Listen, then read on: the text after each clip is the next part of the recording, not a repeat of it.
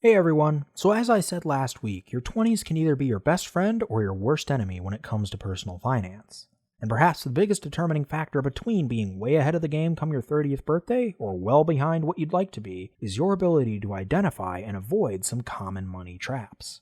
Last week we covered 3 of those traps, and this week we're going to be talking about 4 more. If you missed last week's video, I've left a link to it in the description below so you can check it out either before or after watching this video. But with that out of the way, let's get started, picking up where we left off last week. So a 4th common money trap that you should avoid in your 20s is not getting a jump start on your retirement savings. Yeah, I know, it's another one that sounds like it's basically just talking about compound interest, but particularly when you're in your 20s, truly understanding compound interest, its effects, and how to get it to work for you and not against you is probably the most important thing you can do to secure your financial future. So I know I'm harping on it in this video as well as the last one, but it really is that crucial. So what do I mean by getting a jump start on your retirement savings? I basically mean live largely like a college student for a year or 2 after getting a job. Keeping your expenses as low as you possibly can while investing every cent you can in tax-advantaged accounts can be incredibly beneficial. If, say after college graduation, you and your spouse's household income is $6,000 a month, which is pretty darn good, but you can live on $15,000 a year for 1 year. Of course, in order to do that, we'll probably need to take advantage of rent hacking just like most college students do. But if you could, then you could have over $4 million invested in your nest egg in 45 years when you retire. That is, of course, assuming a 10% return and no further investments after that first year. And that would mean that you would have the equivalent of a $44,000 a year income in today's dollars, assuming a 4% safe withdrawal rate. That's after adjusting for inflation, people. And that's just based on 1 year of investing aggressively. If you had continued investing just $1,000 a month while living on the other $5,000 after that first year, you would end up with nearly $13 million by the time you retire. In that scenario, you'd be able to live on $135,000 a year in today's dollars, assuming a 4% safe withdrawal rate was used in retirement. Even with the more common 8% rate of returns, the numbers are still eye-popping. With just 1 year of aggressive investing, you would end up with over $1.8 million in your nest egg. If you continued investing after that first year, you would end up with almost $6.5 million. That's a retirement income of almost $70,000 a year in today's dollars, following the 4% rule. That's not a bad lifestyle if you ask me. A 5th common money trap that you should avoid in your 20s is going to college without a plan. College is great for some, but it isn't for everybody, and you can create a very comfortable life for yourself with or without a degree. According to the Bureau of Labor Statistics, the median income for high school graduates in 2017 was about $37,300 per year. For those with bachelor's degrees, it was about $61,800 per year.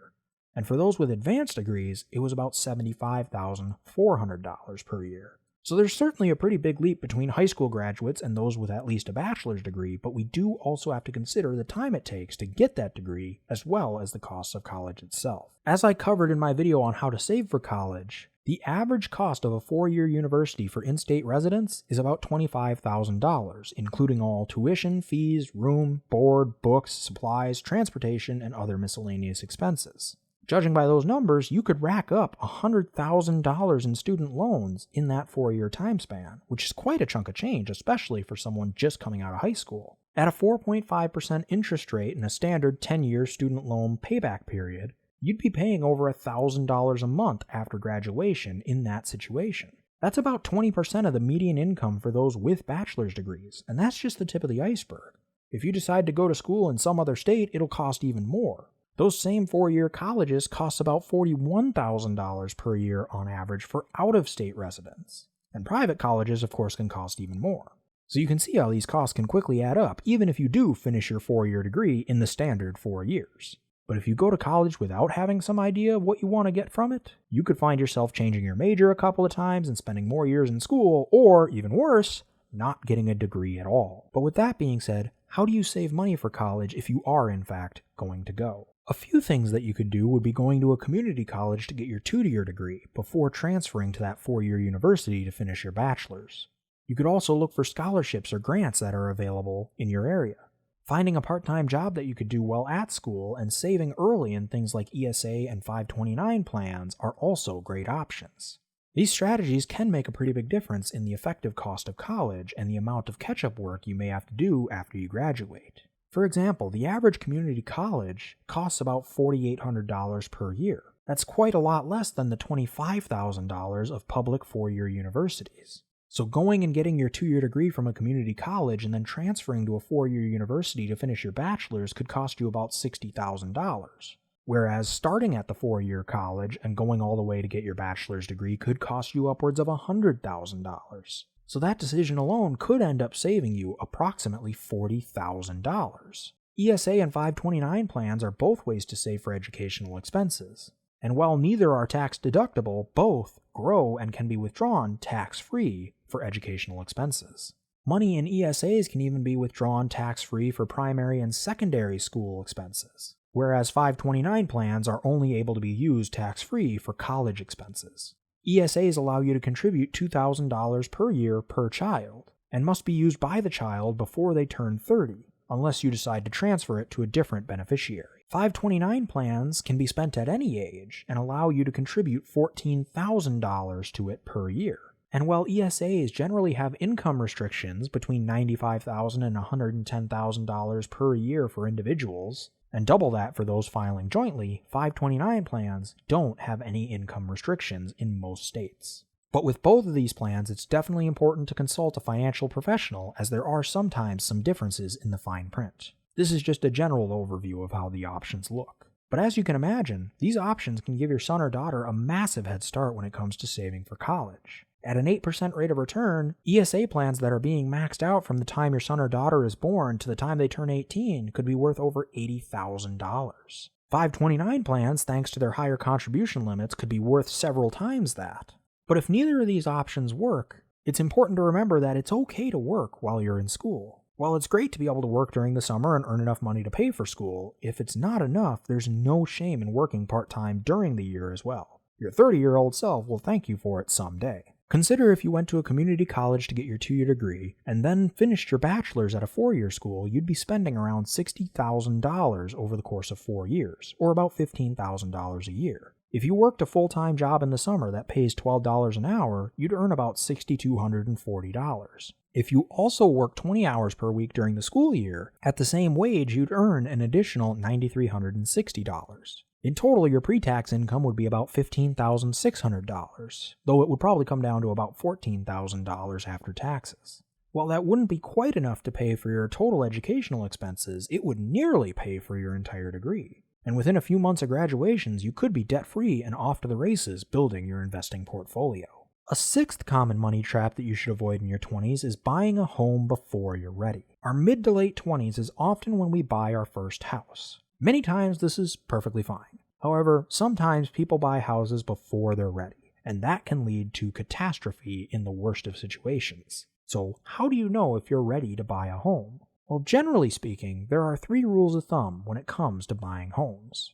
They are the 28-36 rule, the 30% solution, and the 25% method. The 28-36 rule states that you should spend no more than 28% of your gross income on your housing costs. This includes the principal and interest of your mortgage, as well as homeowners insurance, property taxes, and PMI and HOA fees if you have them. The rule also states that no more than 36% of your gross income should be spent on those housing costs and all other debt payments. Or in other words, 36% of your gross income should go towards your mortgage principal, interest, insurance, property taxes, PMI, HOA fees, and car payments, student loan payments, and other personal loans that you may have. The 30% solution states that no more than 30% of your gross income should be allocated towards housing costs. Technically, it also advises that you should spend no more than 20% of your take-home pay on non-housing debts. However, unlike the 28-36 rule, it doesn't have that second layer for you to adjust your housing costs if you're in a situation where you're up to your eyeballs in debt. So this could lead to some very tight budgets if you do have a fair amount of debt relative to your income. The 25% method is the one popularized by Dave Ramsey. It states that you should allocate no more than 25% of your take-home pay towards your housing costs. This is undoubtedly the most conservative of these rules of thumb and generally works very well. especially in situations where you need to allocate a larger portion of your income towards other financial goals, such as giving, paying off debt, or investing in your future. If you're unable to afford a home based on any of these rules, you probably shouldn't be buying at the time, even if you do qualify for a loan. Yes, this may lead to missing out on some real estate appreciation, but that's a far better problem to have than being unable to afford to keep a roof over your head in the first place. Saving money for a home ultimately comes down to either earning more, spending less, or some combination of the two.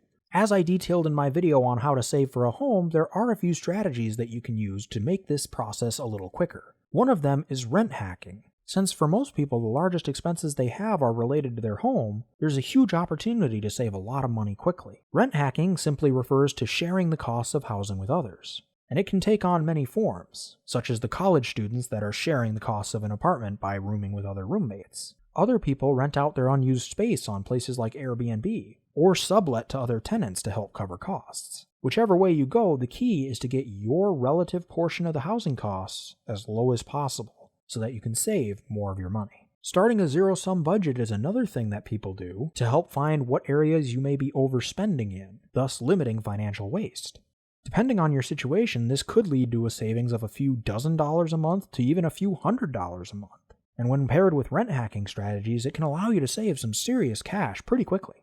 A third thing that people do to help save for a home is to start selling things that they no longer use. Depending on the things you have that you're willing to sell, this could either end up being a small initial boost to your savings that might cut a month or two off of your savings plan, or a big boost that plays a major role in your overall strategy. And of course, a fourth and admittedly more long-term strategy that people use is to pay off their debts. Because with those minimum payments gone, you'll be able to put more of your income towards saving for a down payment, and later towards your mortgage or investments. This is a strategy that some people use in large part because it also has a double effect on your goal for owning a home, because it's much easier to qualify for a mortgage if your debts are under control. If you do want to see an example of how big of a difference using these 4 strategies can make on your savings for a down payment on a home, you can check out my earlier video on how to save money for a home. I go through all the math there. It'll be linked in the description below. A 7th common money trap that you should avoid in your 20s is not taking time to become financially literate. While the schools are getting much better at teaching financial education, there is still a ways to go. And even if they do manage to get to the level we need, it's not going to do much for those of us who have already finished school. For those of us in that camp, we're going to have to take matters into our own hands through self-education. This involves exposing yourself to new ideas. Reading books, taking classes, watching videos, or looking at blogs related to money just like you are now is a great start. Because any of these options can introduce you to new ideas that you may not have come across on your own. They can reassure you during uncertain times that the world isn't coming to an end and this too shall pass. And they can give you encouragement when things are going well, which may help keep you motivated to continue working towards your goals. And perhaps most importantly, especially if you're just starting out and didn't get much of a financial education when you were growing up, they can get you excited about researching finance and possibilities on your own.